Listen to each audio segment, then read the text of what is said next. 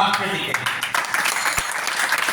आणि या संस्काराची या ठिकाणी ज्योत मशाल आपल्या ग्रामस्थांच्या सहकार्याने राहुल महाराजांनी हाती घेतलेली आहे आणि सर्वांनी त्या मशालीला हातभार लावणे हे पण क्रमप्राप्त आहे. कारण हे काही छोटं कार्य नाही. 20 दिवस हे शिबिर चालणार आहे.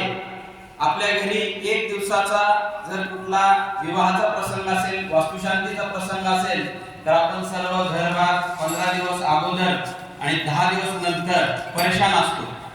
आणि हा जो शिबिराचा मेळावा आहे या ठिकाणी 20 दिवस चालणार आहे. विशेष म्हणजे या ठिकाणी जे बाल वारकरी आलेले आहेत हे प्रत्येक गावचे दूरून आलेले आहेत. काल मी या ठिकाणी भेट द्यायला आलो होतो. 100 किलोमीटर दूरवरून या ठिकाणी काही छोट्या 4 वर्षाच्या मुली आलेल्या आहेत आणि हा विश्वास फक्त राहुल महाराजांवरच नव्हे तर पूर्ण गावावरती आहे. म्हणून ते 100 किलोमीटरवरून या ठिकाणी मुलींना आणि मुलांना पाठवलं आहे. तर याची जिम्मेदारी जबाबदारी पूर्ण गावकऱ्यांवरती आहे असं म्हणायला काही हरकत नाही. दुसरी गोष्ट, या ठिकाणी बाल संस्कार शिबिरामध्ये सकाळी उठल्यापासून जी दिनचर्या चालते त्यात काकडा आरती असेल, भजन संध्या असेल, मृदुंग शिकवणे असेल, पेटी गायन असे विविध, परत आपले सोमेश्वर महाराज संस्कृताचा या ठिकाणी अभ्यास घेणार आहेत. असे विविध अभ्यासक्रम या ठिकाणी चालणार आहेत. आणि मुलांना काल पण मी हेच संबोधलं आहे की तुम्ही या ठिकाणी घेण्यासाठी आलेले आहेत आणि महाराज देण्यासाठी आलेले आहेत. तर आपलं पात्र जे आहे घेण्याचं ते मोठं ठेवायचं आहे.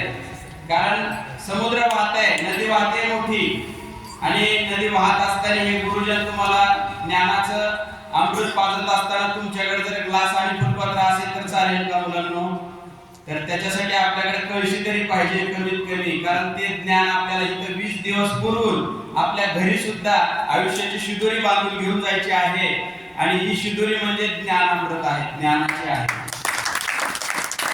ही शिदोरी आपण ज्यावेळेस घरी गावाकडे घेऊन जाऊ त्यावेळेस आपल्या घरी सुद्धा आपलं कौतुक झालं पाहिजे, गावामध्ये सुद्धा कौतुक झालं पाहिजे. कुठल्या शिबिरातून आले आणि एवढं ज्ञान एवढं वाचन हे शिकून आला का 20 दिवसामध्ये असं कौतुक केलं पाहिजे. हीच ह्या मुलांकडून आज अपेक्षा आहे. आणि खालीचा वाटा प्रत्येकाने उचलायचा. या 20 दिवसाच्या कार्यक्रमामध्ये अन्नदान म्हणा इतर खर्च भरपूर असतो. त्यामुळे माझी कुठेतरी एक जिम्मेदारी आहे असं मला वाटतं. आणि या कार्यासाठी 2100 रुपये मी या ठिकाणी महाराजांना गुरु ब्रह्मा गुरु विष्णू गुरुदेव महेश्वरा गुरु श्री गुरुवे नमः या उक्तीप्रमाणे गुरुजनांना आपण या ठिकाणी नमन होऊन ज्ञान हे घेत राहावं. 2 शब्द माझे बोलले संपूर्ण. धन्यवाद.